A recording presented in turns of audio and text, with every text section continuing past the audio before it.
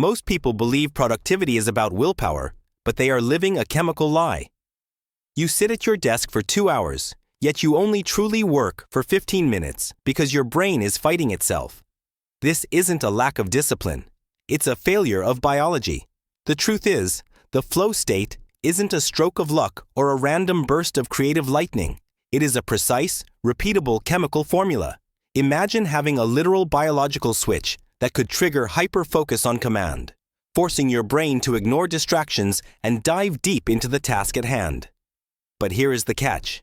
If you don't know how to trigger the second chemical in this formula, you'll stay stuck in a loop of anxiety forever.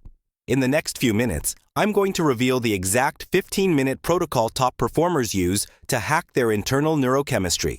If you want to master your brain and reclaim your time, hit that subscribe button now, because we're building a library of high-performance protocols right here. If you stay until the end, you'll discover why your previous attempts at focus failed and how to flip the switch to get more done in 2 hours than most people do in an entire day. Wait. Before you try to focus, you need to understand that your brain is actually designed to distract you. To understand why the switch works, we first need to pull back the curtain on your brain's internal laboratory. At the heart of the flow state is a powerful neurochemical cocktail, the marriage of norepinephrine and dopamine. Norepinephrine is your brain's stress fuel.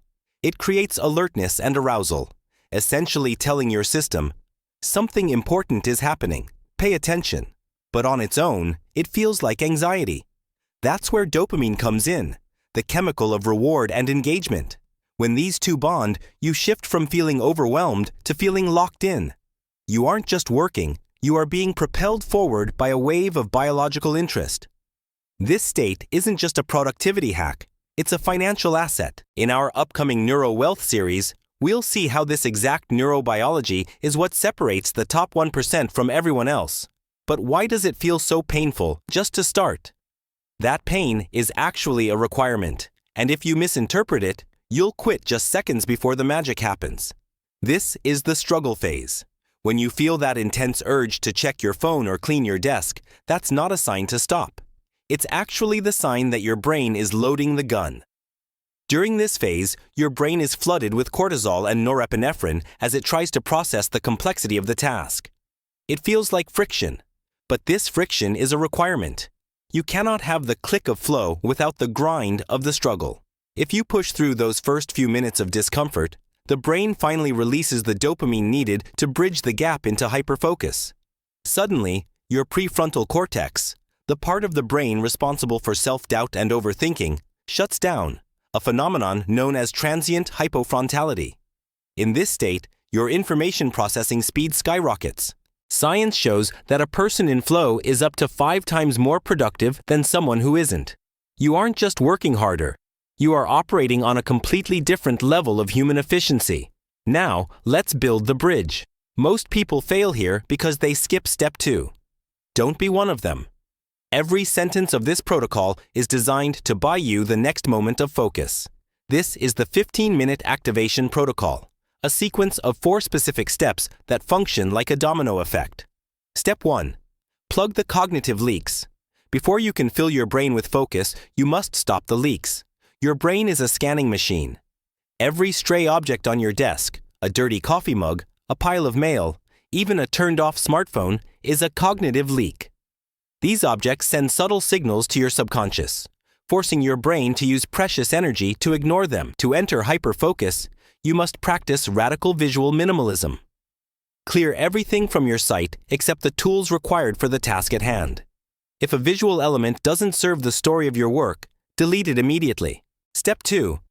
Trigger the norepinephrine surge. Remember, flow starts with alertness. You need to manually load norepinephrine. You don't need a full workout. You need a 2-minute physiological spike. Do 20 jumping jacks or some rapid air squats. This slight increase in heart rate signals to your nervous system that the struggle phase has begun. You are telling your body to load the gun for the mental battle ahead. Step 3. Establish sensory gating. Your brain is highly sensitive to environmental anchors. Use sensory gating to mark your workspace as a sacred zone. Use noise-canceling headphones and trigger an open loop in your brain by playing binaural beats, specifically at a 40 Hz gamma frequency, which is scientifically linked to deep concentration. Alternatively, use a specific scent, such as peppermint or rosemary, that you reserve for deep work. Warning: only use this scent during work, or you'll ruin the biological trigger. Over time, this becomes a biological trigger that automatically shifts you into focus mode. Step 4. The micro-tasking spark. The biggest killer of flow is a goal that feels too big. Huge goals trigger fear, and fear kills dopamine. To get the reward chemical flowing, you need an immediate win. Break your first 30 minutes of work into micro-tasks so small they feel ridiculous. Instead of write 1,000 words, your goal is write the first 3 sentences. Each time you check off a tiny task, you get a microdose of dopamine. This creates a story loop where the satisfaction of completion fuels the energy for the next step. You've flipped the switch, but here is the scary part. One single notification can destroy 2 hours of this progress in half a second. Here is how to make your focus bulletproof. Your desk is now a cockpit. The cockpit strategy is built on a single absolute rule. Your brain must associate this physical space with deep work and nothing else. If you eat, scroll through social media, or pay bills at this desk, you are polluting the environment with cognitive leaks. You are training your brain to think of this space as a distraction, not as flow. To protect the switch, the cockpit must be reserved for your most intense tasks only. But willpower is a finite resource, and eventually it will fail you. This is why you must implement friction engineering. Instead of trying to resist distraction, you make distraction physically difficult. If your phone is the primary source of distraction, put it in another room or in a timed lockbox. If you tend to browse news sites, use website blockers that require a complex password to override.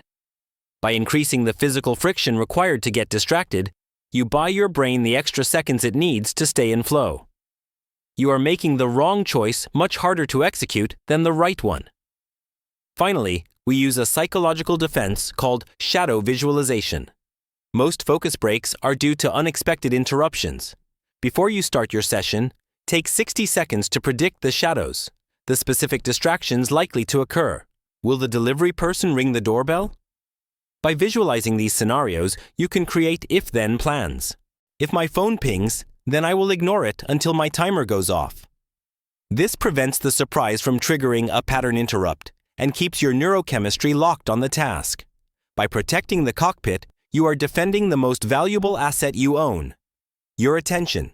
You've built the bridge, you've flipped the switch, and now you've fortified the walls.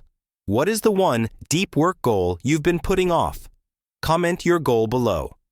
Writing it down is the first step to making it real. If you found this scientific protocol valuable, subscribe and turn on notifications so you don't miss the next step in this performance series. But wait, even with focus, why do some projects still fail to reach the finish line? There is a biological trap called the completion paradox that kills 90% of ambitious projects. I'll reveal how to break it in the next video. I'll see you there.